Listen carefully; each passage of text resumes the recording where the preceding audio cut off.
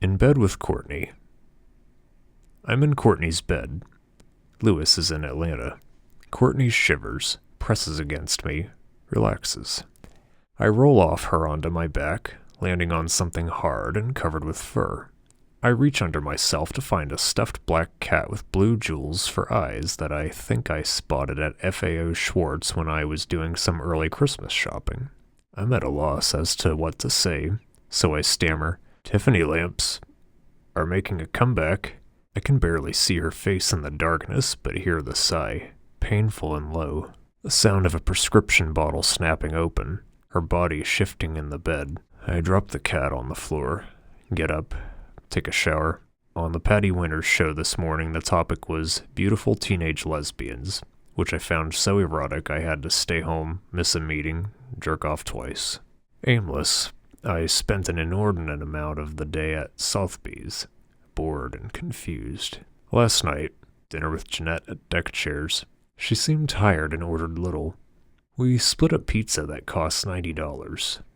After toweling my hair dry, I put on a Ralph Lauren robe and walk back into the bedroom, start to dress. Courtney is smoking a cigarette, watching Late Night with David Letterman, the sound turned down low. "Will you call me before Thanksgiving?" she asks. "Maybe." I button up the front of my shirt, wondering why I even came here in the first place. "What are you doing?" she asks, speaking slowly. My response is predictably cool. "Dinner at the River Cafe. Afterwards, bar, maybe." "That's nice," she murmurs. "You and Lewis?" I ask. "We were supposed to have dinner at Tad and Maura's," she sighs. "But I don't think we're going to anymore." "Why not?" I slip on my vest, black cashmere from Polo, thinking I am really interested. "Oh, you know how Lewis is about the Japanese," she starts, her eyes already glazed over. When she fails to continue, I ask, annoyed, "You're making sense. Go on." "Lewis refused to play Trivial Pursuit at Tad and Maura's last Sunday because they have an Akita." She takes a drag off her cigarette. "So, like..." I pause. "What happened?" "We played at my place." "I never knew you smoked," I say. She smiles sadly, but in a dumb way. "You never noticed." Okay, I admit I'm embarrassed, but just a little. I move over to the Marleyan mirror that hangs above a Sotzis teakwood desk to make sure the knot in my Armani paisley tie isn't crooked. "Listen, Patrick," she says, with effort. "Can we talk? You look marvelous." I sigh, turning my head, offering an air kiss. "There's nothing to say. You're going to marry Lewis. Next week, no less." "Isn't that special?" she asks sarcastically, but not in a frustrated way. "Read my lips," I say, turning back to the mirror. "You look marvelous." "Patrick?" "Yes, Courtney?" "If I don't see you before Thanksgiving..." She stops, confused. "Have a nice one?" I look at her for a moment before replying tonelessly. "You too." She picks up the stuffed black cat, strokes its head. I step out the door into the hallway, heading down it toward the kitchen. "Patrick," she calls softly from her bedroom. I stop, but don't turn around. "Yes?" "Nothing." Smith and Walensky. I'm with Craig McDermott in Harry's on Hanover. He's smoking a cigar, drinking a Stoli Crystal Martini, asking me what the rules are for wearing a pocket square. I'm drinking the same thing, answering him. We're waiting for Harold Carneys, who just got back from London on Tuesday, and he's half an hour late. I'm nervous, impatient, and when I tell McDermott that we should have invited Todd or at least Hamlin, who was sure to have cocaine, he shrugs and says that maybe we'll be able to find Carneys at Delmonico's. But we don't find Carneys at Delmonico's, so we head uptown to Smith and Walensky for an 8 o'clock reservation that one of us made. McDermott is wearing a 6-button, double-breasted wool suit by Cerruti, 1881, a Tattersall cotton shirt by Louis, Boston, a silk tie by Dunhill. I'm wearing a 6-button, double-breasted wool suit by Ermenegildo Zegna, a striped cotton shirt by Luciano Barbara, a silk tie by Armani, suede wingtips by Ralph Lauren, socks by E.G. Smith.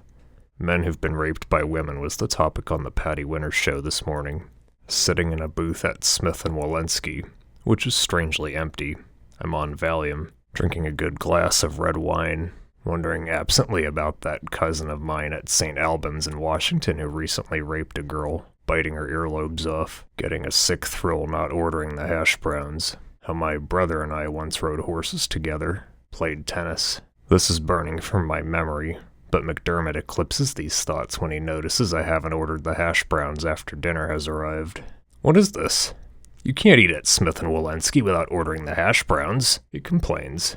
I avoid his eyes and touch the cigar I'm saving in my jacket pocket. Jesus, Bateman, you're a raving maniac. Been at P&P too long? He mutters. No fucking hash browns. I don't say anything. How can I tell McDermott that this is a very disjointed time of my life and that I notice the walls have been painted a bright, almost painful white, and under the glare of the fluorescent lights they seem to pulse and glow? Frank Sinatra is somewhere, singing Witchcraft.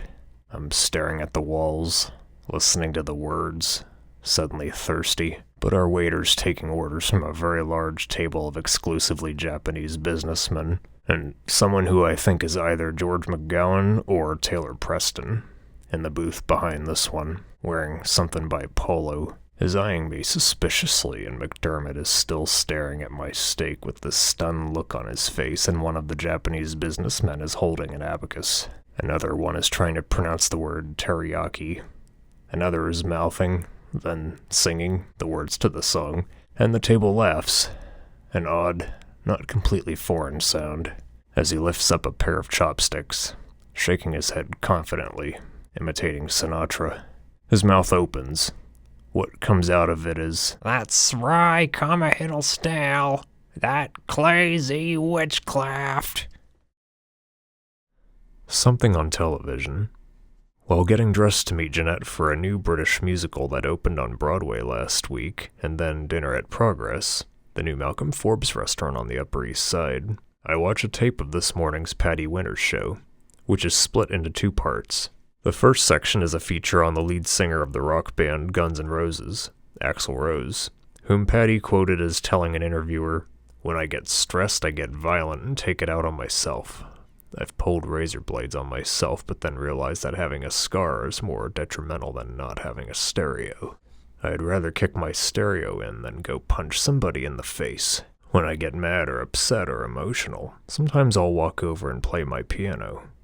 Part 2 consists of Patty reading letters that Ted Bundy, the mass murderer, had written to his fiancée during one of his many trials. "Dear Carol," she reads, while an unfairly bloated headshot of Bundy, just weeks away from execution, flashes across the screen. "Please do not sit in the same row in court with Janet. When I look over toward you, there she sits contemplating me with her mad eyes like a deranged seagull studying a clam. I can feel her spreading hot sauce on me already." I wait for something to happen. I sit in my bedroom for close to an hour. Nothing does. I get up, do the rest of the coke, a minuscule amount, that's in my closet left over from a late Saturday at MK or O-Bar. Stop at Orso for a drink before meeting Jeanette, who I called earlier, mentioning that I had 2 tickets to this particular musical and she didn't say anything except, "I'll go." And I told her to meet me in front of the theater at 10 to 8, and she hung up. I tell myself while I'm sitting alone at the bar in Orso that I was going to call one of the numbers that flashed on the bottom of the screen. But then I realized that I didn't know what to say, and I remember 10 of the words Patty read.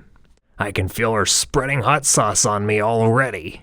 I remember these words again for some reason while Jeanette and I are sitting in Progress after the musical and it's late. The restaurant is crowded. We order something called Eagle Carpaccio, mesquite grilled mahi-mahi, endive with chèvre and chocolate-covered almonds, this weird kind of gazpacho with raw chicken in it, dry beer. Right now there really is nothing edible on my plate. What there is tastes like plaster. Jeanette is wearing a wool smoking jacket, a silk chiffon shawl with one sleeve, wool tuxedo pants, all Armani, antique gold and diamond earrings, stockings from Givenchy, cross-grain flats. She keeps sighing and threatens to light a cigarette even though we're seated in the non-smoking section of the restaurant. Jeanette's behavior deeply unsettles me, causes black thoughts to form and expand in my head. She's been drinking champagne curs, but has already had too many, and when she orders her sixth, I suggest that maybe she's had enough. She looks at me and says, "I'm cold and thirsty and I will order what I fucking want." I say, "Then have an Evian or San Pellegrino for Christ's sakes." Sandstone. My mother and I are sitting in her private room at Sandstone, where she is now a permanent resident. Heavily sedated. She has her sunglasses on and keeps touching her hair, and I keep looking at my hands, pretty sure that they're shaking. She tries to smile when she asks what I want for Christmas. I'm not surprised at how much effort it takes to raise my head and look at her. I'm wearing a 2-button wool gabardine suit with notched lapels by Gianmarco Venturi, cap-toed leather lace-ups by Armani, tie by Polo, socks I'm not sure where from. It's nearing the middle of April. "Nothing," I say, smiling reassuringly. There's a pause. I break it by asking, "What do you want?" She says nothing for a long time, and I look back at my hands, at dried blood, probably from a girl named Suki, beneath the thumbnail. My mother licks her lips tiredly and says, "I don't know. I just want to have a nice Christmas." I don't say anything. I've spent the last hour studying my hair in the mirror I've insisted the hospital keep in my mother's room. "You look unhappy," she says suddenly. "I'm not," I tell her with a brief sigh. "You look unhappy," she says, more quietly this time. She touches her hair, stark, blinding white again. "Well, you do too," I say slowly, hoping that she won't say anything else. She doesn't say anything else. I'm sitting in a chair by the window, and through the bars the lawn outside darkens. A cloud passes over the sun. Soon the lawn turns green again. She sits on her bed in a nightgown from Bergdorf's and slippers by Norma Kamali that I bought her for Christmas last year. "How was the party?" she asks. "Okay," I say, guessing. "How many people were there?" 40? 500? I shrug. "I'm not sure." She licks her lips again, touches her hair once more. "What time did you leave?" "I don't remember," I answer, after a long time. 1? 2? She asks. "It must have been 1, I say, almost cutting her off. "Oh." She pauses again, straightens her sunglasses. Black Ray-Bans I bought her from Bloomingdale's that cost $200. "It wasn't very good," I say uselessly, looking at her. "Why?" she asks, curious. "It just wasn't," I say, looking back at my hand. The specks of blood under the nail on my thumb. The photograph of my father, when he was a much younger man, on my mother's bedside table, next to a photograph of Sean and me when we were both teenagers, wearing tuxedos. Neither one of us smiling. In the photograph of my father, he's wearing a 6-button double-breasted black sport coat, a white spread-collar cotton shirt, a tie, pocket square, shoes, all by Brooks Brothers. He's standing next to one of the topiary animals a long time ago at his father's estate in Connecticut, and there's something the matter with his eyes. The best city for business. And on a rainy Tuesday afternoon, after working out at Exclusive, I stopped by Paul Owen's apartment on the Upper East Side. 161 days have passed since I spent the night in it with the 2 escort girls. There's been no word of bodies discovered in any of the city's 4 newspapers or on the local news. No hints of even a rumor floating around. I've gone so far as to ask people, dates, business acquaintances, over dinners in the halls of Pierce & Pierce if anyone has heard about 2 mutilated prostitutes found in Paul Owen's apartment. But like in some movie, no one has heard anything, has any idea of what I'm talking about.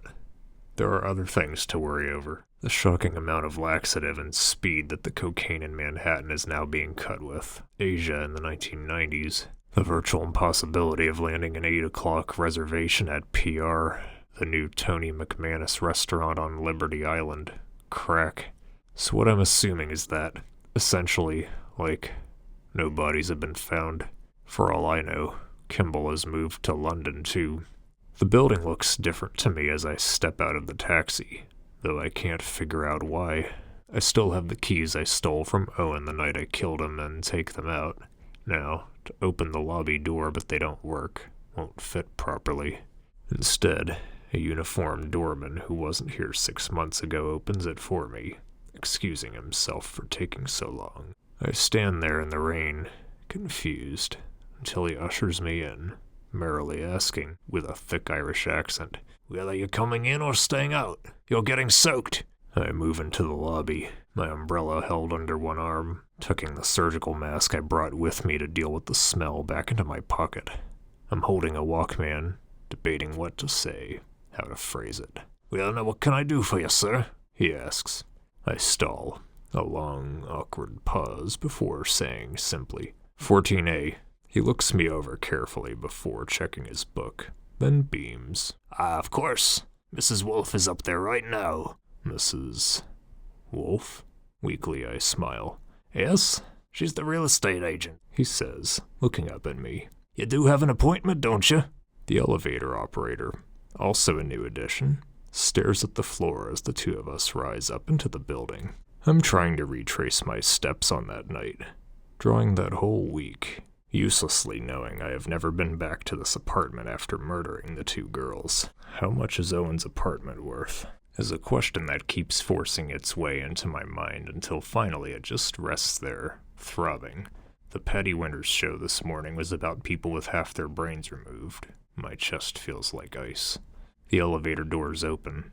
I step out, cautiously, watching behind me as they close. Then I'm moving down the hallway toward Owen's apartment. I can hear voices inside. I lean against the wall, sighing, keys in my hand, knowing already the locks have been changed. As I wonder what I should do, trembling, staring at my loafers, which are black and by A. Tostoni, the door to the apartment opens, startling me out of a momentary flash of self-pity. A middle-aged real estate broker walks out, offers a smile, asks, checking her book, "Are you my 11 o'clock?" "No," I say. She says, "Excuse me?" and, making her way down the hall, looks back at me once with a strange expression on her face before disappearing around the corner. I am staring into the apartment. A couple in their late 20s stand, conferring with each other, in the middle of the living room. She's wearing a wool jacket, a silk blouse, wool flannel slacks, Armani, vermeil earrings, gloves, holding a bottle of Evian water. He has on a tweed sport jacket, cashmere sweater vest, cotton chambray shirt, tie, Paul Stewart, Agnes B. cotton trench coat draped over arm. Behind them, the apartment looks spotless. New Venetian blinds. The cowhide paneling is gone, however. The furniture, the mural, the glass coffee table, thornet chairs, black leather couch, all seem intact. The large screen television set has been moved into the living room and it's been turned on, the volume low. A commercial where a stain walks off a jacket and addresses the camera is on now. But it doesn't make me forget what I did to Christie's breasts, to one of the girls' heads, the nose missing, both ears bitten off. How could you see her teeth through where I had ripped the flesh from her jaws and both cheeks? The torrents of gore and the blood that washed over the apartment. The stench of the dead. My own confused warning that I had drawn in. "Can I help you?" The real estate agent, Mrs. Wolf, I'm guessing, intrudes. She has a very angular, thin face. The nose is large, distressingly real-looking. Heavily lipsticked mouth, white blue eyes. She's wearing a wool boucle jacket, washed silk blouse, shoes, earrings. A bracelet from where? I don't know. Maybe she's younger than 40. I'm still leaning against the wall, staring at the couple, who move back into the bedroom, leaving the main room empty. I'm just noticing that bouquets and glass vases, dozens of them, fill the apartment everywhere, and I can smell them from where I'm standing in the hall. Mrs. Wolf glances behind her to see what I'm staring at, then back to me. "I'm looking for... Doesn't Paul Owen live here?" A long pause before she answers. "No, he doesn't." Another long pause. "Are you, sure?" I ask, before feebly adding, "I don't understand." She realizes something that causes the muscles in her face to tighten. Her eyes narrow but don't close. She notices the surgical mask I'm gripping in a damp fist and she breathes in, sharply, refusing to look away. I am definitely not feeling right about any of this. On the TV in a commercial, a man holds up a piece of toast and tells his wife, Hey, you're right. This margarine really does taste better than shit. The wife smiles. You saw the ad in the Times? She asks. No. Yes. Yes, I did. In the Times. I falter, gathering a pocket of strength. The smell from the rose is thick, masking something revolting. But doesn't Paul Owen still own this? I ask, as forcibly as possible. There's a long pause before she admits. There was no ad in the Times. We stare at each other endlessly. I'm convinced she senses I'm about to say something. I've seen this look on someone's face before. Was it in a club? A victim's expression? Had it appeared on a movie screen recently? Or had I seen it in the mirror? It takes what seems like an hour before I can speak again. But that's his. I stop. My heart skips. Resumes beating. Furniture. I drop my umbrella, then lean down quickly to retrieve it. I think you should go, she says. I want to know what happened. I feel sick. My chest and back covered with sweat, drenched, it seems instantaneously. Don't make any trouble, she says. All frontiers, if there had ever been any, seem suddenly detachable and have been removed. A feeling that others are creating my fate will not leave me for the rest of the day. This is not a game. I want to shout, but I can't catch my breath, though I don't think she can tell. I turn my face away. I need rest. I don't know what to say. Confused, I reach out for a moment to touch Mrs. Wolf's arm to steady myself, but I stop it in midair, move it to my chest instead, but I can't feel it. Not even when I loosen my tie. It rests there, trembling, and I can't make it stop. I'm blushing, speechless. I suggest you go, she says. We stand there in the hallway, facing each other. Don't make any trouble, she says again, quietly. I stand there a few seconds longer before finally backing away, holding up my hands, a gesture of assurance. Don't come back, she says. I won't, I say. Don't worry. The couple appears in the doorway. Mrs. Wolf watches me until I'm at the elevator door, pressing the button for the attendant. In the elevator, the smell of roses is overpowering. Working out. Free weights and Nautilus equipment relieve stress. My body responds to the workout accordingly. Shirtless, I scrutinize my image in the mirror above the sinks in the locker room at Exclusive. My arm muscles burn. My stomach is as taut as possible. My chest steel, pectorals granite hard, my eyes white as ice. In my locker in the locker room at Exclusive lie 3 vaginas I recently sliced out of various women I've attacked in the past week. 2 are washed off, 1 isn't. There's a barrette clipped to one of them, a blue ribbon from Hermes tied around my favorite. End of the 1980s. The smell of blood works its way into my dreams, which are, for the most part, terrible. On an ocean liner that catches fire, witnessing volcanic eruptions in Hawaii, the violent deaths of most of the inside traders at Solomon, James Robinson doing something bad to me, finding myself back at boarding school, then at Harvard, the dead walk among the living. The dreams are an endless reel of car wrecks and disaster footage, electric chairs and grisly suicides, syringes and mutilated pinup girls, flying saucers, marble jacuzzis, pink peppercorns. When I wake up in a cold sweat, I have to turn on the widescreen television to block out the construction sounds that continue throughout the day, rising up from somewhere. A month ago was the anniversary of Elvis Presley's death. Football games flash by, the sound turned off. I can hear the answering machine click once, its volume lowered, then twice.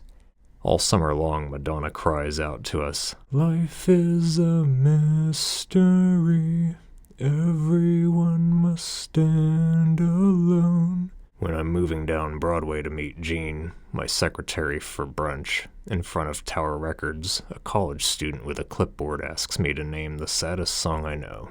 I tell him, without pausing, You Can't Always Get What You Want by the Beatles. Then he asks me to name the happiest song I know, and I say Brilliant Disguise by Bruce Springsteen. He nods, makes a note, and I move on, past Lincoln Center. An accident has happened. An ambulance is parked at the curb. A pile of intestines lies on the sidewalk in a pool of blood. I buy a very hard apple at a Korean deli, which I eat on my way to meet Jean, who, right now, stands at the 67th Street entrance to Central Park on a cool, sunny day in September.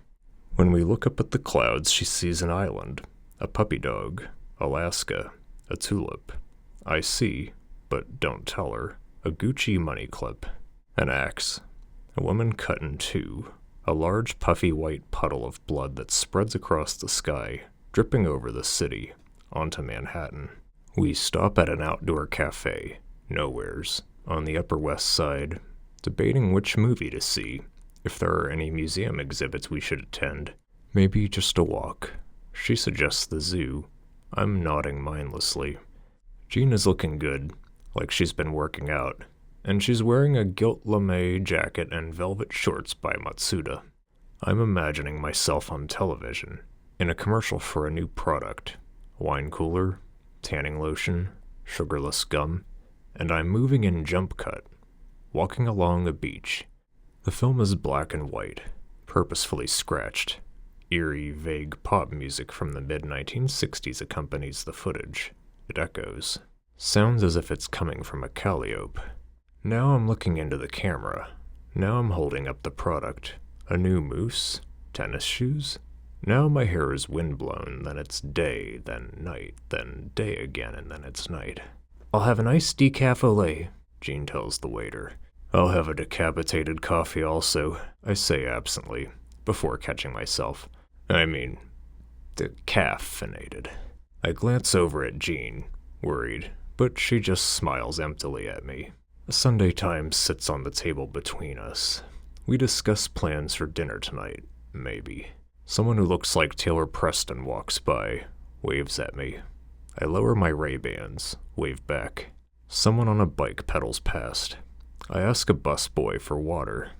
A waiter arrives instead, and after that a dish containing 2 scoops of sorbet, cilantro lemon, and vodka lime are brought to the table that I didn't hear Jean order. Want a bite? She asks. I'm on a diet, I say. But thank you. You don't need to lose any weight, she says, genuinely surprised. You're kidding, right? You look great. Very fit. You can always be thinner, I mumble, staring at the traffic in the street, distracted by something. What? I don't know. Look better. Well, maybe we shouldn't go out to dinner, she says, concerned. I don't want to ruin your willpower. No, it's all right, I say. I'm not very good at controlling it anyway. Patrick, seriously, I'll do whatever you want, she says. If you don't want to go to dinner, we won't. I mean, it's okay, I stress. Something snaps. You shouldn't fawn over him. I pause before correcting myself. I mean, me, okay? I just want to know what you want to do, she says. To live happily ever after, right? I say, sarcastically. That's what I want. I stare at her hard, for maybe half a minute, before turning away. This quiets her. After a while, she orders a beer. It's hot out on the street. Come on, smile, she urges some time later. You have no reason to be sad. I know, I sigh, relenting. But it's tough to smile these days. At least I find it hard to. I'm not used to it, I guess. I don't know. That's why people need each other, she says gently, trying to make eye contact while spooning the not inexpensive sorbet into her mouth. Some don't. I clear my throat self-consciously. Well, people compensate. They adjust. After a long pause, people can get accustomed to anything, right? I ask. Habit does things to people. Another long pause. Confused, she says. I don't know. I guess. But one still has to maintain a ratio of more good things than bad in this world, she says, adding, I mean, right? She looks puzzled as if she finds it strange that this sentence has come out of her mouth. A blast of music from a passing cab. Madonna again. Life is a mystery. Everyone must stand alone. Startled by the laughter at the table next to ours, I cock my head and hear someone admit, Sometimes what you wear to the office makes all the difference. And then Jean says something and I ask her to repeat it. Haven't you ever wanted to make someone happy? She asks. What? I ask, trying to pay attention to her. Jean? Shyly, she repeats herself. Haven't you ever wanted to make someone happy? I stare at her. A cold, distant wave of fright washes over me, dousing something. I clear my throat again and, trying to speak with great purposefulness, tell her. I was at Sugar Reef the other night, that Caribbean place on the Lower East Side. You know it? Who were you with? She interrupts. Jeanette, Evan McGlynn. Oh. She nods, silently relieved, believing me. Anyway, I sigh, continuing. I saw some guy in the men's room, a total Wall Street guy, wearing a one-button viscose wool and nylon suit by Luciano Soprani, a cotton shirt by Gutman Brothers, a silk tie by Ermenegildo Zegna, and, I recognized the guy, a broker named Eldridge. I've seen him at Harry's and O Bar and Duplex and Alex Goes to Camp, all the places. But when I went in after him, I saw he was writing something on the wall above the urinal he was standing at. I pause, take a swallow of her beer. When he saw me come in, he stopped writing, put away the Mont Blanc pen. He zipped up his pants, said hello, Henderson, to me, checked his hair in the mirror, coughed, like he was nervous or something, and left the room. I pause again, another swallow. Anyway, I went over to use the urinal, and I leaned over to read what he wrote. Shuddering, I slowly wiped my forehead with a napkin. Which was? Jean asks cautiously. I close my eyes. 3 words fall from my mouth, these lips. Kill all yuppies. She doesn't say anything. To break the uncomfortable silence that follows, I mention all I can come up with, which is, did you know that Ted Bundy's first dog, a collie, was named Lassie? Pause. Had you heard this? Jean looks at her dish as if it's confusing her, then back up at me. Who's Ted Bundy? Forget it, I sigh. Listen, Patrick, we need to talk about something, she says. Or at least, I need to talk about something. Where there was nature and earth, life and water, I saw a desert landscape that was unending, resembling some sort of crater, so devoid of reason and light and spirit that the mind could not grasp it on any sort of conscious level, and if you came close to the mind would reel backward, unable to take it in. It was a vision so clear and real and vital to me that in its purity it was almost abstract. This was what I could understand. This was how I lived my life, what I constructed my movement around, how I dealt with the tangible. This was the geography around which my reality revolved.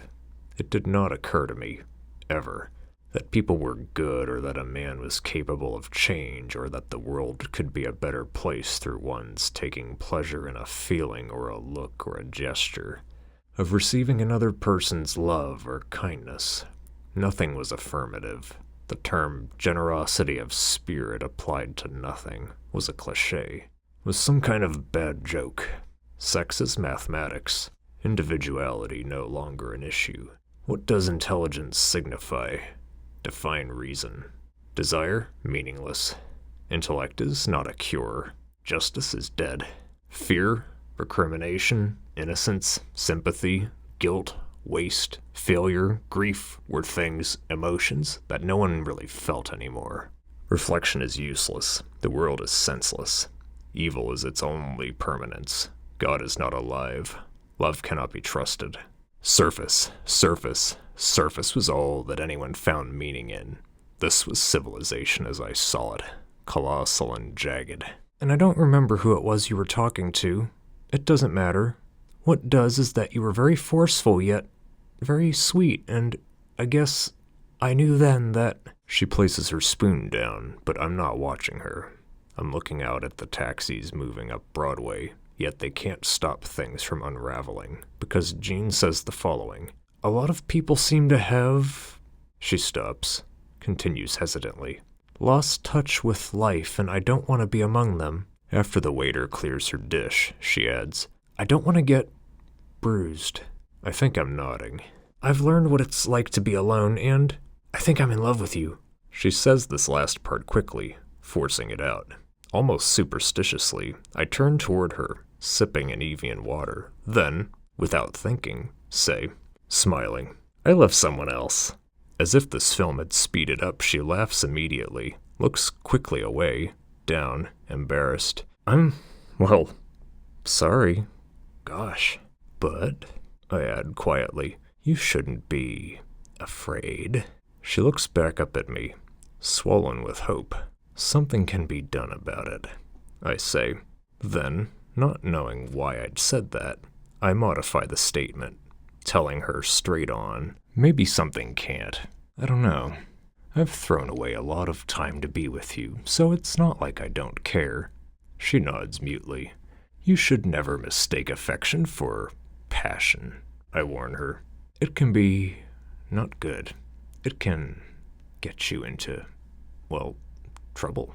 She's not saying anything, and I can suddenly sense her sadness, flat and calm, like a daydream. What are you trying to say? She asks lamely, blushing. Nothing. I'm just letting you know that appearances can be deceiving. She stares at the Times stacked in heavy folds on the table. A breeze barely causes it to flutter. Why are you telling me this? Tactfully, almost touching her hand but stopping myself, I tell her, I just want to avoid any future misconnections. A hard body walks by. I notice her, then look back at Jean. Oh, come on. Don't look that way. You have nothing to be ashamed of. I'm not, she says, trying to act casual. I just want to know if you're disappointed in me for admitting this. How could she ever understand that there isn't any way I could be disappointed since I no longer find anything worth looking forward to? You don't know much about me, do you? I ask teasingly. I know enough, she says, her initial response, but then she shakes her head. Oh, let's just drop this. I made a mistake. I'm sorry. In the next instant, she changes her mind. I want to know more, she says gravely. I consider this before asking, Are you sure? Patrick, she says breathlessly, I know my life would be much emptier without you in it. I consider this too, nodding thoughtfully. And I just can't... She stops, frustrated. I can't pretend these feelings don't exist, can I? Shh.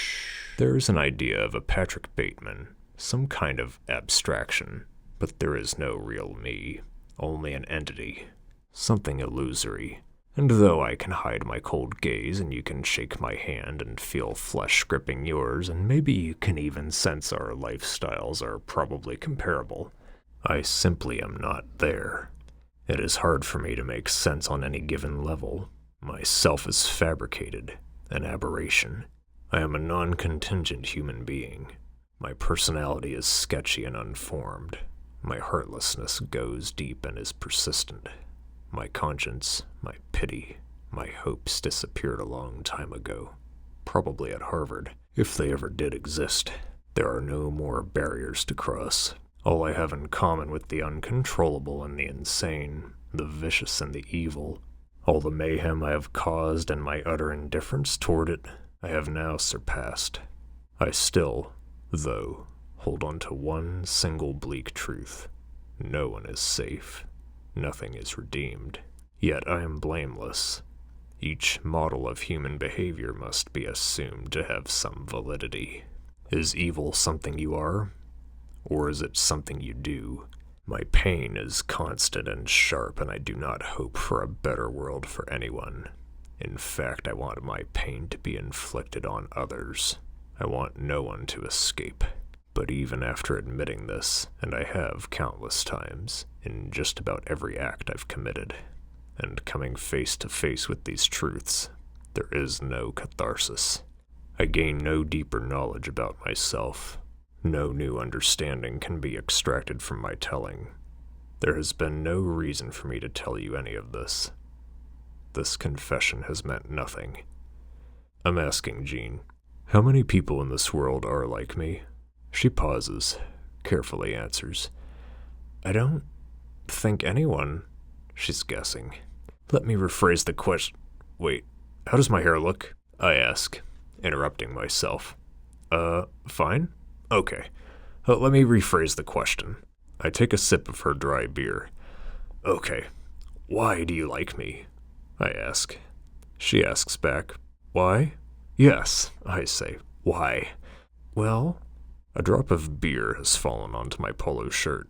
She hands me her napkin, a practical gesture that touches me. You're concerned with others? She says tentatively. That's a very rare thing in what... She stops again. Is I guess, a hedonistic world? This is... Patrick, you're embarrassing me. She shakes her head, closing her eyes. Go on, I urge. Please. I want to know. You're sweet. She rolls her eyes up. Sweetness is...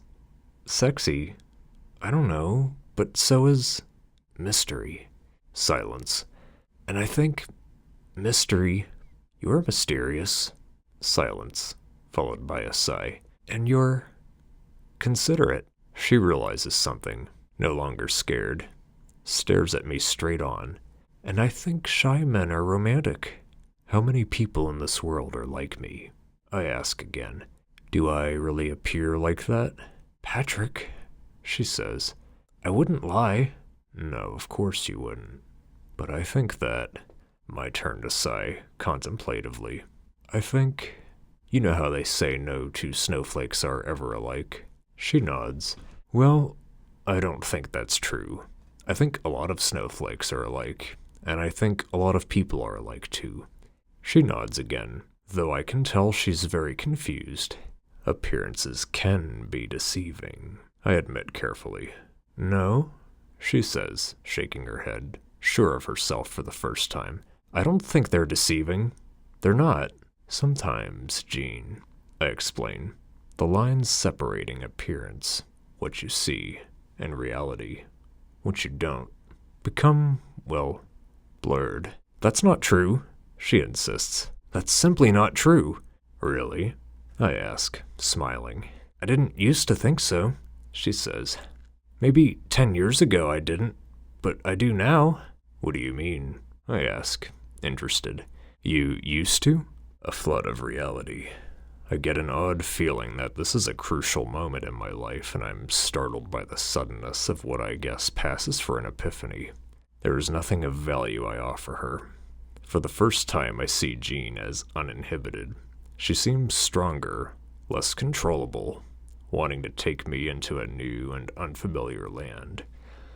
The dreaded uncertainty of a totally different world. I sense she wants to rearrange my life in a significant way. Her eyes tell me this, and though I see truth in them, I also know that one day, sometime very soon, she too will be locked in the rhythm of my insanity. All I have to do is keep silent about this and not bring it up. Yet she weakens me. It's almost as if she's making the decision about who I am. And in my own stubborn, willful way, I can admit to feeling a pang, something tightening inside. And before I can stop it, I find myself almost dazzled and moved that I might have the capacity to accept, though not return, her love. I wonder if even now, right here in nowheres, she can see the darkening clouds behind my eyes lifting. And though the coldness I've always felt leaves me, the numbness doesn't and probably never will. This relationship will probably lead to nothing. This didn't change anything. I imagine her smelling clean, like tea. Patrick, talk to me. Don't be so upset, she is saying. I think it's time for me to Take a good look at the world I've created, I choke, tearfully, finding myself admitting to her. I came upon a half-gram of cocaine in my arm wall last night. I'm squeezing my hands together, forming one large fist, all knuckles white. What did you do with it? She asks. I place one hand on the table. She takes it. I threw it away. I threw it all away. I wanted to do it, I gasp, but I threw it away. She squeezes my hand tightly. Patrick? She asks, moving her hand up until it's gripping my elbow.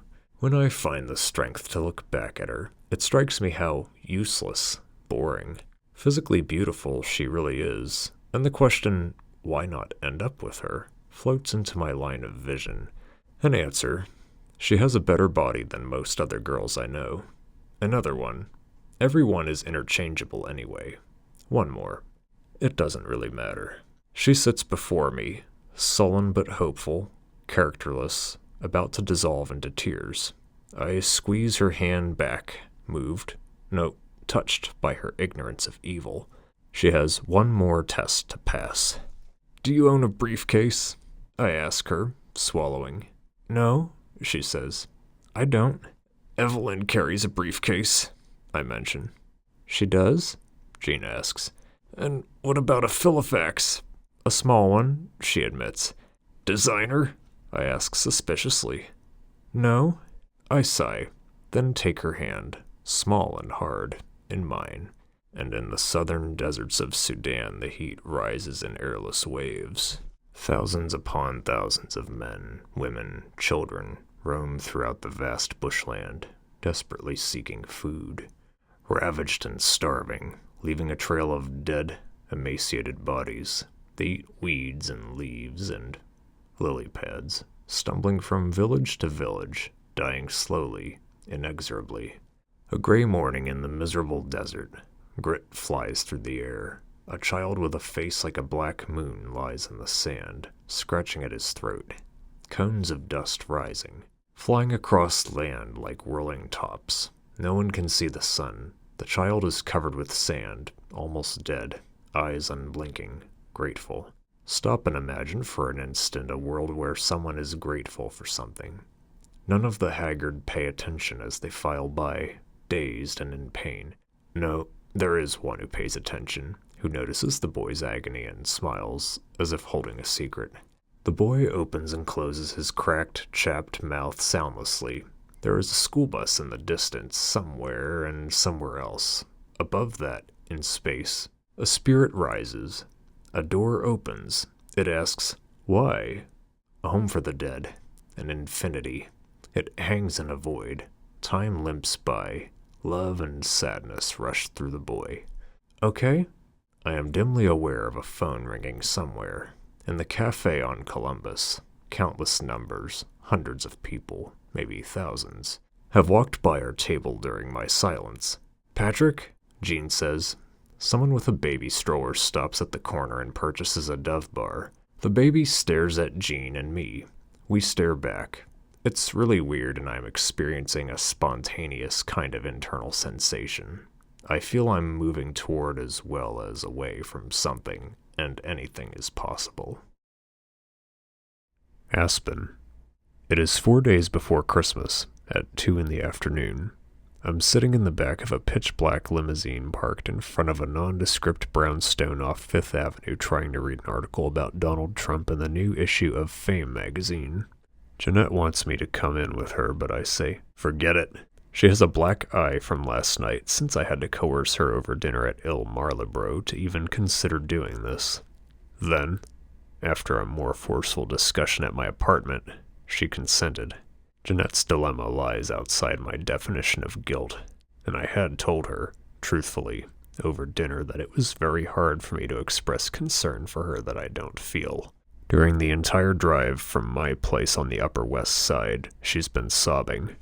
The only clear, identifiable emotion coming from her is desperation and maybe longing. And though I successfully ignore her for most of the ride, I finally have to tell her, listen, I've already taken 2 Xanax this morning, so, you're incapable of, upsetting me.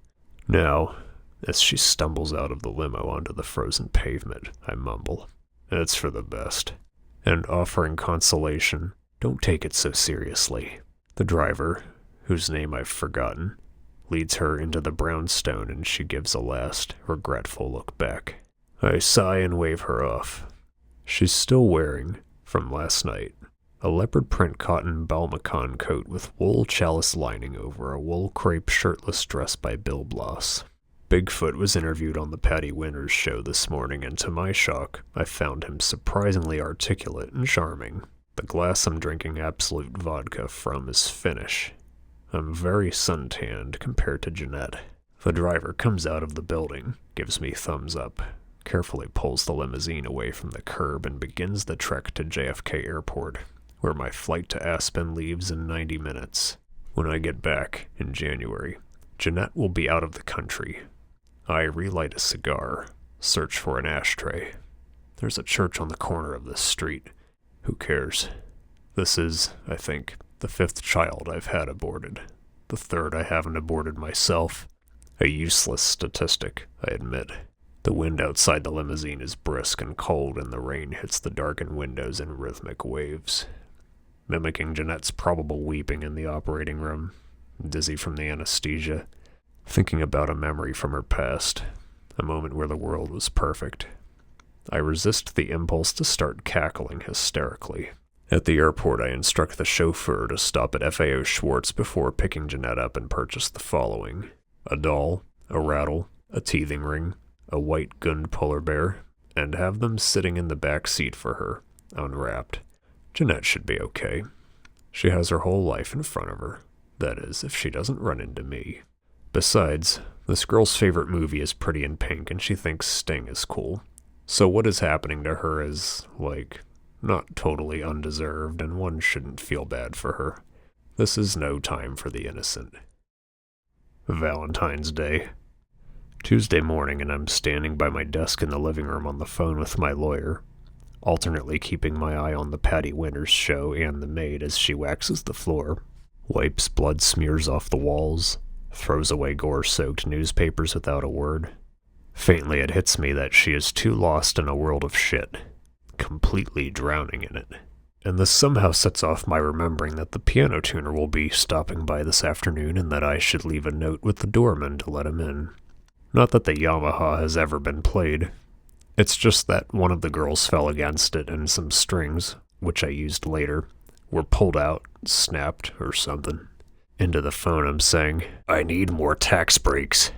Patty Winters is on the TV screen asking a child, 8 or 9, "But isn't that just another term for an orgy?" The timer buzzes on the microwave.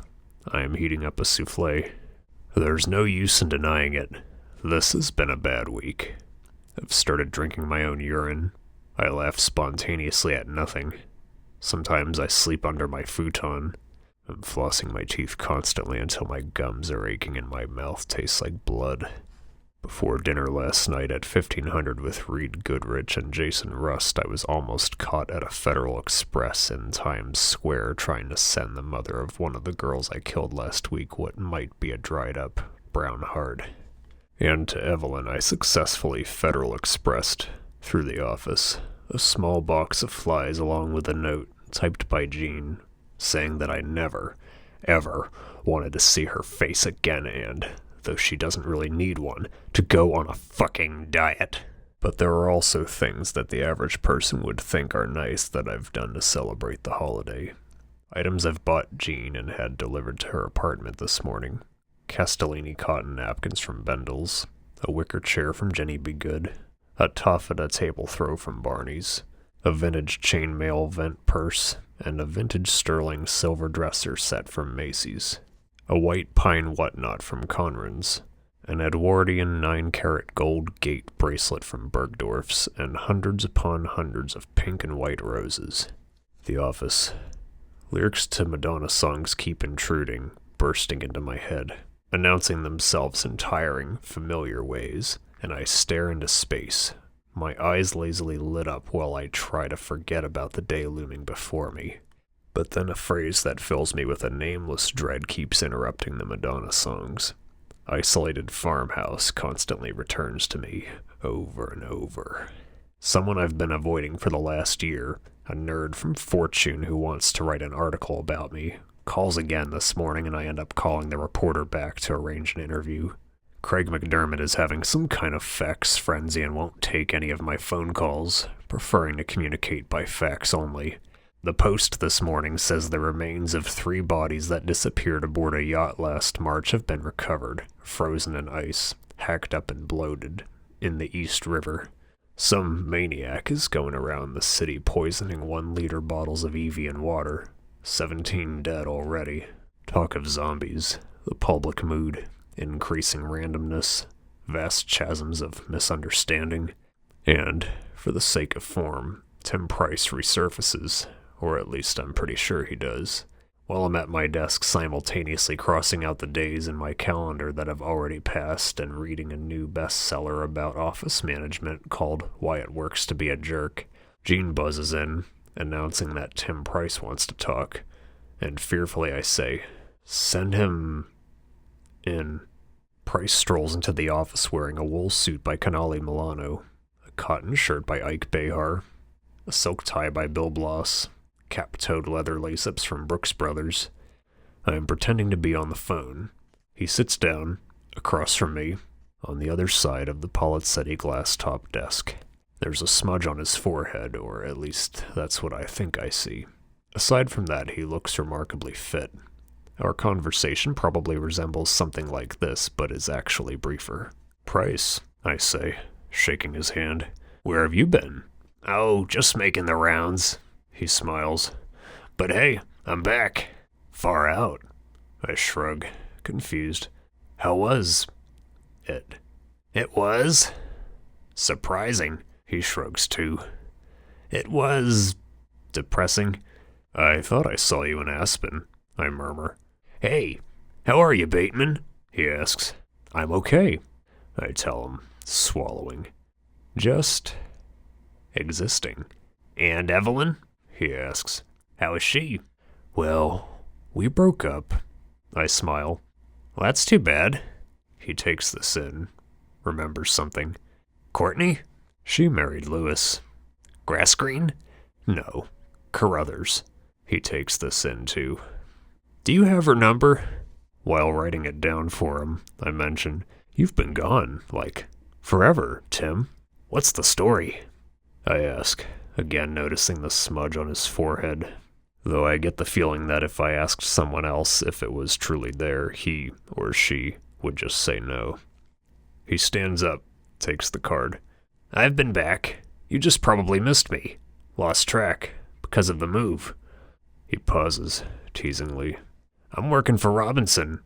Right-hand man, you know?" "Almond?"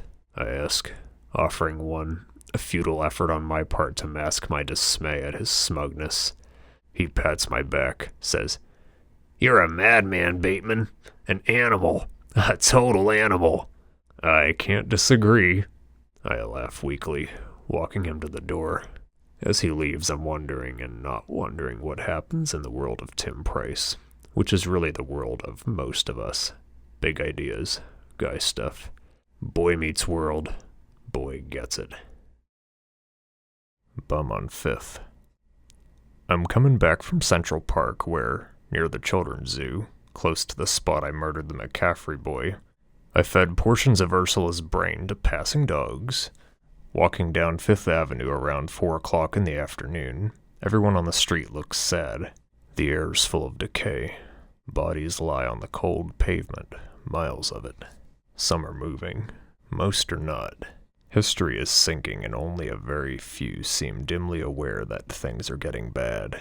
Airplanes fly low across the city, crossing in front of the sun. Winds shoot up 5th, then funnel down 57th Street. Flocks of pigeons rise in slow motion and burst up against the sky.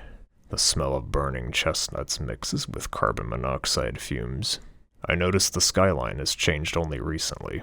I look up, admiringly, at Trump Tower, tall, proudly gleaming in the late afternoon sunlight. In front of it, 2 smart-ass nigger teenagers are ripping off tourists at 3-card Monte, and I have to fight the impulse to blow them away. A bum I blinded one spring sits cross-legged on a ratty blanket near the corner of 55th Street. Moving closer, I see the beggar's scarred face and then the sign he's holding beneath it, which reads, "Vietnam vet blinded in Vietnam, please help me. We are hungry and homeless." We? Then I notice the dog. He was already eyeing me suspiciously and, as I approach its master, gets up, growling. And when I'm standing over the bum, it finally barks, wagging its tail frantically. I kneel down, threateningly raise a hand at it. The dog backs off, its paws askew. I've pulled out my wallet, pretending to drop $1 into his empty coffee can, but then realize, why bother pretending? No one's watching anyway. Definitely not him. I retract the $1, leaning in. He senses my presence and stops shaking the can. The sunglasses he wears don't even begin to cover the wounds I inflicted. His nose is so junked up I can't imagine a person breathing through it. "You never were in Vietnam," I whisper in his ear. After a silence, during which he pisses in his pants, the dog whimpering, he croaks, "Please, don't hurt me." Why would I waste my time? I mutter, disgusted. I move away from the bum, noticing, instead, a little girl smoking a cigarette, begging for change outside Trump Tower. "Shoo," I say. She says, "Shoo," back. On the Patty Winters show this morning, a Cheerio sat in a very small chair and was interviewed for close to an hour. Later this afternoon, a woman wearing a silver fox and mink coat has her face slashed in front of the Stanhope by an enraged fur activist. But now, still staring at the sightless bum from across the street, I buy a Dove bar, a coconut one, in which I find part of a bone. New club. Thursday night I run into Harold Carney's at a party for a new club called World's End that opens in a space where Petty's used to be on the Upper East Side. I'm with Nina Goodrich and Jean in a booth, and Harold's standing at the bar drinking champagne. I am drunk enough to finally confront him about the message I left on his machine. Excused from the booth, I make my way to the other side of the bar, realizing that I need a martini to fortify myself before discussing it with Carney's. It has been a very unstable week for me. I have found myself sobbing during an episode of Alf on Monday. Nervously, I approach. Harold is wearing a wool suit by Jeeves and Hawkes, a silk twill tie, cotton shirt, shoes by Paul Stewart. He looks heavier than I remember. "Face it," he's telling Truman Drake. "The Japanese will own most of this country by the end of the 90s. Relieved that Harold is, as usual, still dispensing valuable and new information, with the addition of a faint but unmistakable trace of, God forbid, an English accent, I find myself brazen enough to blurt out, "Shut up, Carney's, they will not." I down the martini, stolely, while Carney's, looking quite taken aback, stricken almost, turns around to face me, and his bloated head breaks out into an uncertain smile. Someone behind us is saying, "But look what happened to Gecko." Truman Drake pats Harold on the back and asks me, "Is there one suspender width that's more, well, appropriate than others?" Irritably, I push him into the crowd and he disappears. "So, Harold," I say, "did you get my message?"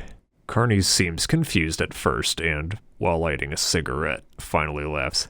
"Jesus, Davis. Yes, that was hilarious. That was you, was it?" "Yes, naturally." I'm blinking, muttering to myself, really, waving his cigarette smoke from my face. "Bateman killing Owen and the escort girl?" He keeps chuckling. "Oh, that's bloody marvelous. Really key, as they say at the Groucho Club. Really key." Then, looking dismayed, he adds, "It was a rather long message, no?" I'm smiling idiotically, and then I say, "But what exactly do you mean, Harold?" Secretly thinking to myself that this fat bastard couldn't possibly have gotten into the fucking Groucho Club. And even if he had, to admit it in such a fashion obliterates the fact that his entrance was accepted. "Why, the message you left."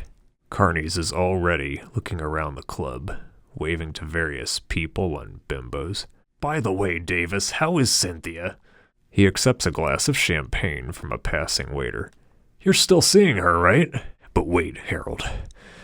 What do you mean? I repeat emphatically. He's already bored, neither concerned nor listening, and excusing himself, says, Nothing. Good to see you. Oh my, is that Edward Towers? I crane my neck to look, then turn back to Harold. No, I say. Kearney's. Wait. Davis, he sighs, as if patiently trying to explain something to a child. I am not one to badmouth anyone. Your joke was amusing. But come on, man, you had one fatal flaw. Bateman's such a bloody ass-kisser. Such a brown-nosing goody-goody that I couldn't fully appreciate it. Otherwise, it was amusing. Now, let's have lunch, or we'll have a dinner at 150 Worcester, or something with McDermott or Preston. A real rava. He tries to move on. Rava. Did you say rava, Kearney's? I'm wide-eyed, feeling wired even though I haven't done any drugs. What are you talking about? Bateman is what? Oh, good God, man. Why else would Evelyn Richards dump him? You know, really. He could barely pick up an escort girl, let alone... What was it you said he did to her? Harold is still looking distractedly around the club, and he waves to another couple, raising his champagne glass. Oh yes, chop her up. He starts laughing again, though this time it sounds polite. Now, if you'll excuse me, I must really... Wait, stop, I shout, looking up into Kearney's face, making sure he's listening. You don't seem to understand. You're not really comprehending any of this. I killed him. I did it, Kearney's. I chopped Owen's fucking head off. I tortured dozens of girls. That whole message I left on your machine was true. I'm drained, not appearing calm, wondering why this doesn't feel like a blessing to me. Excuse me, he says, trying to ignore my outburst. I really must be going. No, I shout. Now, Kearney's, listen to me. Listen very, very carefully. I killed Paul Owens and I liked it. I can't make myself any clearer. My stress causes me to choke on the words. But that's simply not possible, he says, brushing me off. And I'm not finding this amusing anymore. It never was supposed to be, I bellow. And then, why isn't it possible? It's just not, he says, eyeing me worriedly. Why not? I shout again over the music, though there's really no need to, adding, You stupid bastard.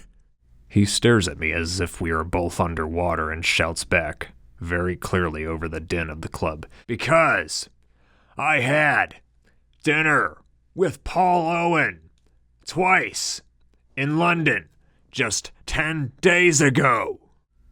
After we stare at each other for what seems like a minute, I finally have the nerve to say something back to him, but my voice lacks any authority, and I'm not sure if I believe myself when I tell him simply, No, you didn't? It comes out a question, not a statement. Now, Donaldson, Kearney says, removing my hand from his arm. If you'll excuse me. Oh, you're excused, I sneer. Then I make my way back to our booth where Jordan Edmonton and Peter Beavers are now sitting, and I numb myself with a halcyon before taking Jean home back to my place. Jean is wearing something by Oscar de la Renta. Nina Goodrich was wearing a sequin dress by Matsuda and refused to give me her number, even though Jean was in the women's room downstairs.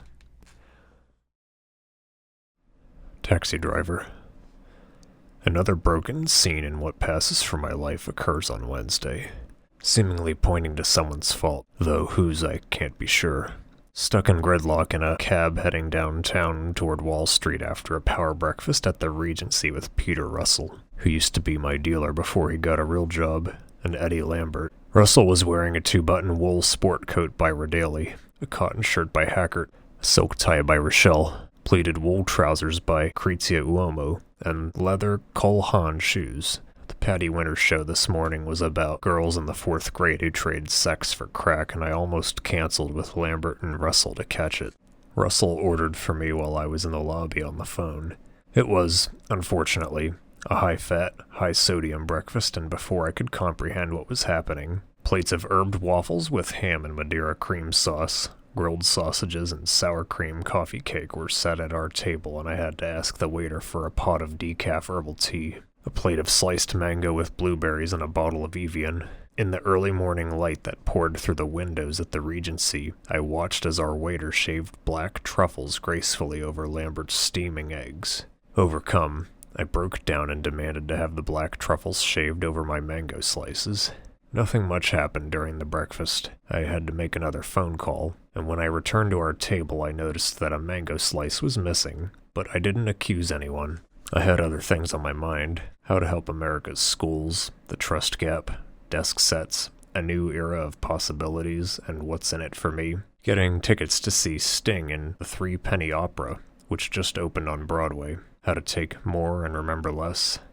In the cab, I'm wearing a double-breasted cashmere and wool overcoat by Studio 000.1 from Ferret, a wool suit with pleated trousers by de Rigueur from Schoenemann, a silk tie by Givenchy Gentleman, socks by Interwoven, shoes by Armani, reading the Wall Street Journal with my Ray-Ban sunglasses on and listening to a Walkman with a Bix Beaterbeak tape playing in it. I put down the journal, pick up the Post, just to check page 6. At the light on 7th and 34th, in the cab next to this one sits, I think, Kevin Gladwin, wearing a suit by Ralph Lauren. I lower my sunglasses. Kevin looks up from the new issue of Money magazine and spots me looking over at him in a curious way before his cab moves forward in the traffic.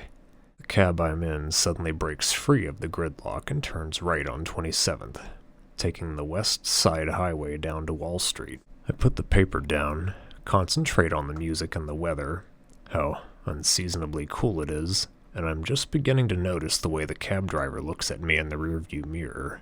A suspicious, hungry expression keeps changing the features on his face. A mass of clogged pores, ingrown hairs. I sigh, expecting this, ignoring him. Open the hood of a car and it will tell you something about the people who designed it, is just one of many phrases I'm tortured by. But the driver knocks on the plexiglass divider, motions to me.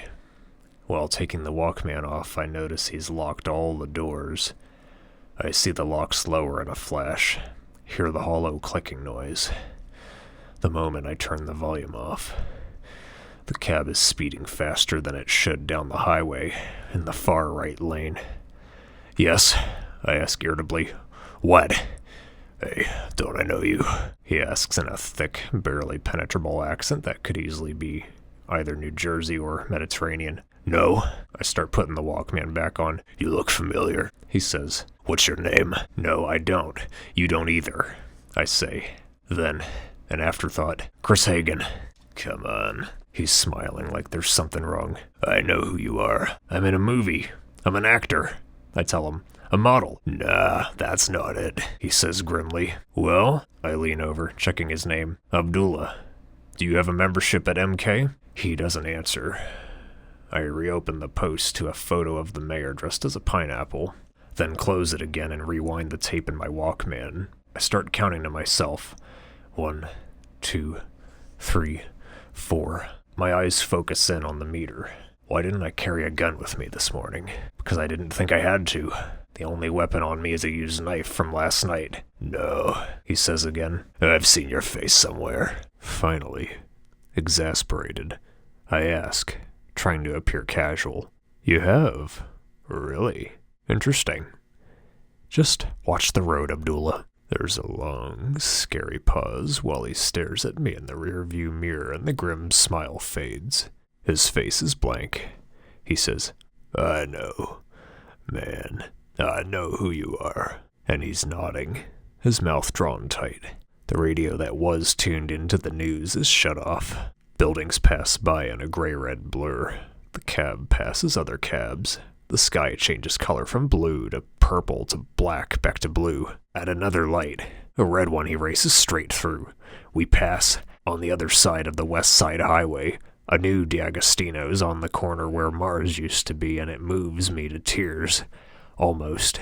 because it's something that's identifiable and I get as nostalgic for the market, even though it's not one I will ever shop at, as I have about anything, and I almost interrupt the driver, tell him to pull over, have him let me out, let him keep the change from a 10, no, a 20, but I can't move because he's driving too fast and something intervenes, something unthinkable and ludicrous, and I hear him say it. Maybe. You're the guy who killed Sully. His face is locked into a determined grimace. As with everything else, the following happens very quickly, though it feels like an endurance test. I swallow, lower my sunglasses, and tell him to slow down before asking, Who, may I ask, is Sully? Man, your face is on a wanted poster downtown, he says, unflinching.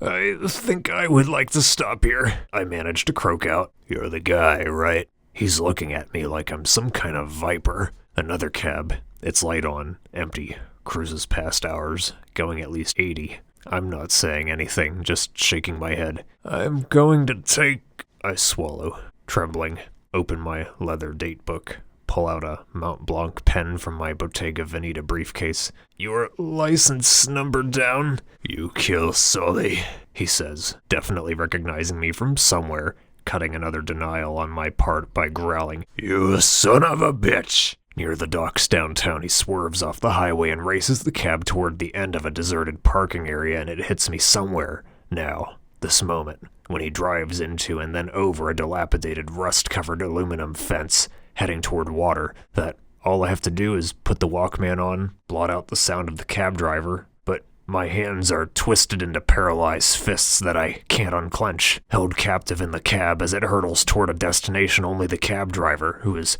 obviously deranged, knows. The windows are rolled down partially and I can feel the cool morning air drying the mousse on my scalp. I feel naked, suddenly tiny. My mouth tastes metallic. Then it gets worse. My vision, a winter road. But I'm left with one comforting thought. I am rich. Millions or not.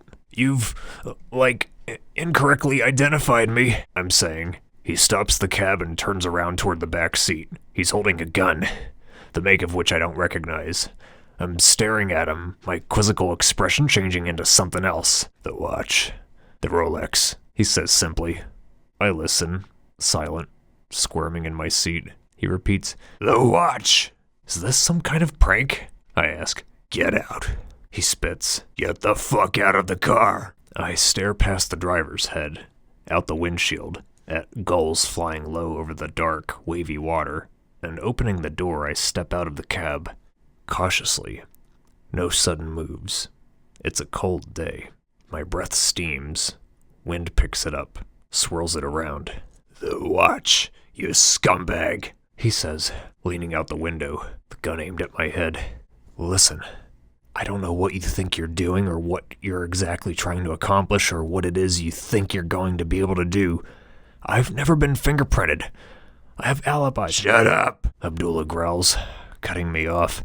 Just shut your fucking mouth. I am innocent, I shout with utter conviction. The watch, he cocks the gun. I unhook the Rolex and, sliding it off my wrist, hand it to him. Wallet, he motions with his gun. Just the cash. Helplessly, I take out my new gazelle skin wallet and quickly, my fingers freezing, numb, hand him the cash, which amounts to only $300 since I didn't have time to stop at an automated teller before the power breakfast. Sully, I'm guessing, was the cab driver I killed during the chase scene last fall, even though that guy was Armenian. I suppose I could have killed another one, and I am just not recalling this particular incident. What are you going to do? I ask. Isn't there a reward of some kind? No reward, he mutters, shuffling the bills with one hand, the gun still pointed at me in the other. How do you know I'm not going to call you in and get your license revoked? I ask, handing over a knife I just found in my pocket that looks as if it was dipped into a bowl of blood and hair. Because you're guilty, he says, and then, Get that away from me, waving the gun at the stained knife. Like you know, I mutter angrily. The sunglasses. He points again with the gun. How do you know I'm guilty? I can't believe I'm asking this patiently. Look what you're doing, asshole, he says. The sunglasses, these are expensive, I protest, then sigh, realizing the mistake. I mean cheap. They're very cheap, just... Isn't the money enough? The sunglasses. Give them now, he grunts. I take the wayfarers off and hand them to him. Maybe I really did kill a Sully, though I'm positive that any cab drivers I've killed lately were not American. I probably did. There probably is a wanted poster of me at... Where? The taxi? The place where all the taxis congregate? What's it called? The driver tries the sunglasses on, looks at himself in the rearview mirror, and then takes them off. He folds the glasses and puts them in his pocket. You're a dead man. I smile grimly at him. And you're a yuppie scumbag, he says. You're a dead man, Abdullah. I repeat, no joke. Count on it. Yeah. And you're a yuppie scumbag. Which is worse? He starts the cab up and pulls away from me. While walking back to the highway, I stop, choke back a sob. My throat tightens. I just want to... Facing the skyline, through all the baby talk, I murmur, keep the game going. As I stand, frozen in position, an old woman emerges behind a 3-penny opera poster at a deserted bus stop, and she's homeless and begging. Hobbling over, her face covered with sores that look like bugs, holding out a shaking red hand. Oh, will you please go away? I sigh. She tells me to get a haircut. At Harry's. On a Friday evening, a group of us have left the office early, finding ourselves at Harry's. Group consists of Tim Price, Craig McDermott, myself, Preston Goodrich, who is currently dating a total hardbody named, I think, Plum, no last name, just Plum, an actress model, which I have a feeling we all think is pretty hip. We're having a debate over where to make reservations for dinner. Flamingo East, Oyster Bar, 220, Counterlife, Michael's, Spago East, Le Cirque. Robert Farrell's here too, the Lotus Quotric, portable stock quotation device, in front of him on the table. Then he's pushing buttons while the latest commodities flash by. What are people wearing? McDermott has on a cashmere sport coat, wool trousers, a silk tie, Hermes. Farrell is wearing a cashmere vest, leather shoes, wool cavalry twill trousers, Garrick Anderson. I'm wearing a wool suit by Armani, shoes by Allen Edmonds, pocket square by Brooks Brothers. Someone else has on a suit tailored by Anderson and Shepard. Someone who looks like Todd Lauder, and may in fact be, gives thumbs up from across the room, etc., etc. Questions are routinely thrown my way. Among them, are the rules for wearing a pocket square the same as for a white dinner jacket? Is there any difference at all between boat shoes and topsiders? My futon is already flattened out and it's uncomfortable to sleep on. What can I do? How does one judge the quality of compact discs before buying them? What tie knot is less bulky than a Windsor? How can one maintain a sweater's elasticity? Any tips on buying a shearling coat? I am, of course, thinking about other things, asking myself my own questions. Am I a fitness junkie? Man versus conformity. Can I get a date with Cindy Crawford? Does being a Libra signify anything, and if so, can you prove it? Today I was obsessed with the idea of faxing Sarah's blood I drained from her vagina over to her office in the mergers division at Chase Manhattan, and I didn't work out this morning because I'd made a necklace from the bones of some girl's vertebra and wanted to stay home and wear it around my neck while I masturbated in the white marble tub in my bathroom, grunting and moaning like some kind of animal. Then I watched a movie about 5 lesbians and 10 vibrators. Favorite group, Talking Heads. Drink, J&B, or Absolute on the Rocks. TV show, Late Night with David Letterman. Soda, Diet Pepsi.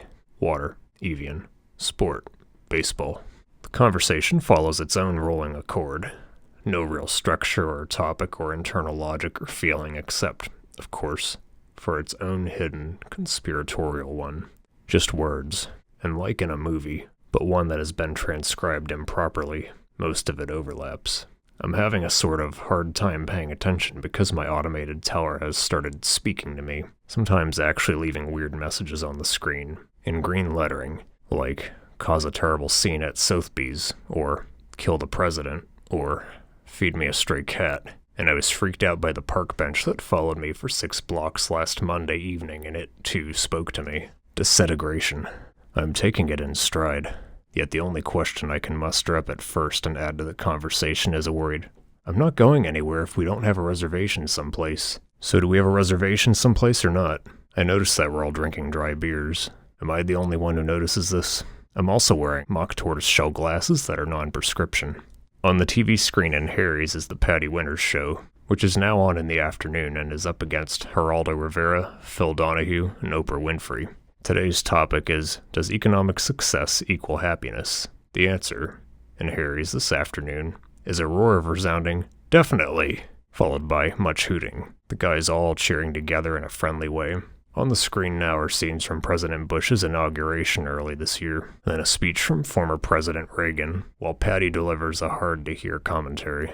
Soon a tiresome debate forms over whether he's lying or not, even though we can't hear the words. The first and really only one to complain is Price, who, though I think he's bothered by something else, uses this opportunity to vent his frustration, looks inappropriately stunned, asks, "How can he lie like that? How can he pull that shit?"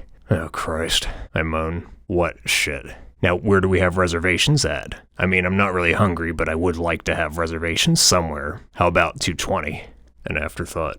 "McDermott, how did that rate in the News-a-Gots?" "No way," Farrell complains before Craig can answer. "The Coke I scored last time was cut with so much laxative I actually had to take a shit in MK. Yeah, life sucks and then you die." "Low point of the night," Farrell mutters. "Weren't you with Kyria the last time you were there?" Goodrich asks. "Wasn't that the low point?" "She caught me on call waiting." "What could I do?" Farrell shrugs. "I apologize." "Caught him on call waiting." McDermott nudges me, dubious. "Shut up, McDermott," Farrell says, snapping Craig's suspenders. "Data beggar." "Forgot something, Farrell," Preston mentions. "McDermott is a beggar." "How's Courtney?" Farrell asks Craig, leering. "Just say no." Someone laughs. Price looks away from the television screen, then at Craig, and he tries to hide his displeasure by asking me, waving at the TV. "I don't believe it. He looks so normal. He seems so out of it. So undangerous." Bimbo, someone says. Bypass. "He is totally harmless, you geek. Was totally harmless. Just like you are totally harmless. But he did do all that shit and you have failed to get us into 150, so, what can I say?" McDermott shrugs. "I just don't get how anyone, can appear that way yet be involved in such total shit," Price says, ignoring Craig, averting his eyes from Farrell. He takes out a cigar and studies it sadly. To me, it still looks like there's a smudge on Price's forehead. "Because Nancy was right behind him," Farrell guesses, looking up from the Quotric. "Because Nancy did it?